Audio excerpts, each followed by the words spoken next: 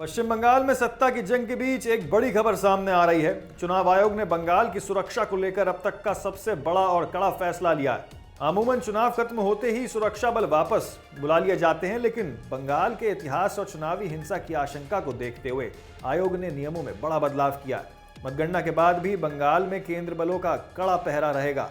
आखिर क्या है आयोग का पूरा प्लान, देखिए हमारी इस रिपोर्ट में।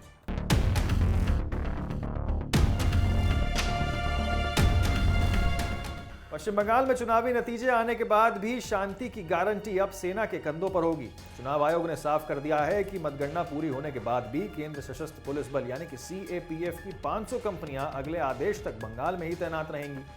आयोग का यह फैसला राज्य में कानून व्यवस्था बनाए रखने और पोस्ट पोल वायलेंस यानी चुनाव के बाद होने वाली हिंसा को रोकने के लिए लिया गया है। इतना ही नहीं, विशेष रूप से 200 कंपनियों को सिर्फ ईवीएम, स्ट्रांग रूम और काउंटिंग सेंटर्स की सुरक्षा के लिए रिजर्व रखा गया है। जानकारों की माने तो बंगाल का इतिहास चुनावी नतीजों के बाद तनावपूर्ण रहा है। इसी संवेदनशीलता को देखते हुए मुख्य चुनाव आयुक्त ने स्पष्ट आदेश दिए हैं कि जब तक हालात पूरी तरह सामान्य नहीं हो जाते, ये सुरक्षा बल राज्य में ही तैनात रहेंगे।